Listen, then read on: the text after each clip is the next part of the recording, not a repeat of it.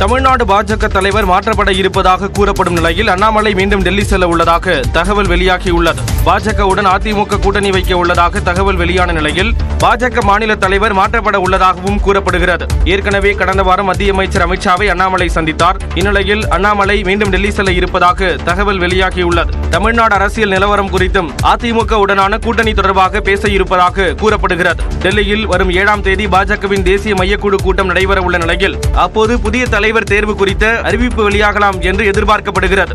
இந்நிலையில் அதிமுகவுடன் கூட்டணி வேண்டாம் என்றும் அண்ணாமலை மாநில தலைவராக தொடர வேண்டும் என்றும் ராமநாதபுரம் மாவட்டம் பரமக்குடியில் பாஜகவினர் போஸ்டர் ஒட்டியுள்ளனர். சிவகங்கையில் பாஜக மாநில தலைவர் அண்ணாமலைக்கு எதிர்ப்பு தெரிவித்து அதிமுக சார்பில் போஸ்டர் ஒட்டப்பட்டுள்ளது குறிப்பிடத்தக்கது.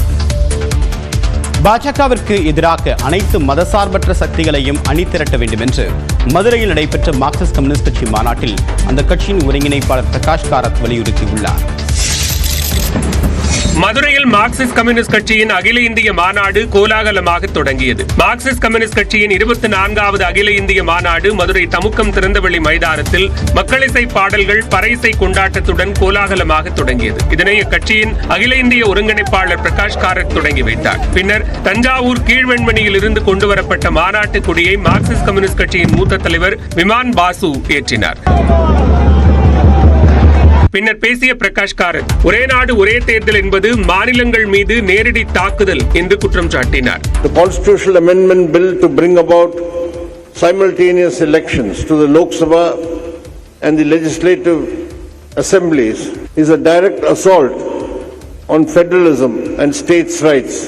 இதேபோன்று மேடையில் பேசிய மத்திய குழு உறுப்பினர் கே பாலகிருஷ்ணன் பாஜகவுடன் கூட்டணி சேர்ந்தால் அதிமுக மிகப்பெரிய தோல்வியை சந்திக்கும் என்று கூறினார். 2026 அதிமுக என்கிற கட்சி பாஜகவோடு கூட்டணி சேர்ந்தாலும் கப்பலில் சேர்ந்தாலும் கரை சேர முடியாது.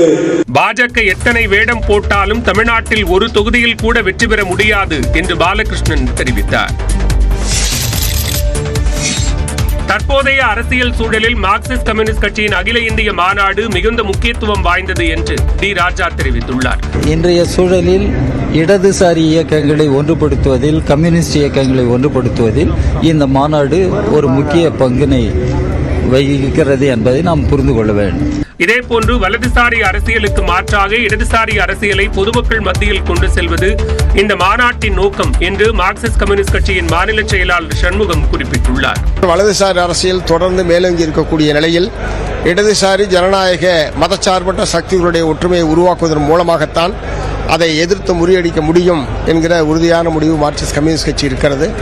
அந்த அடிப்படையில் இடதுசாரிகள் காங்கிரஸ் உள்ளிட்ட மதச்சார்பற்ற கட்சிகளுடைய பரந்த ஒற்றுமையை உருவாக்குவதற்கு நாங்கள் திட்டமிட இருக்கிறோம். கச்சத்தீவு விவகாரத்தில் தமிழ்நாடு அரசு தொடர்ந்த வழக்கு உச்சநீதிமன்றத்தில் நிலுவையில் உள்ள நிலையில் அதனை விரைந்து முடிக்க உரிய நடவடிக்கை எடுக்க வேண்டும் என்றும் சண்முகம் வலியுறுத்தியுள்ளார்.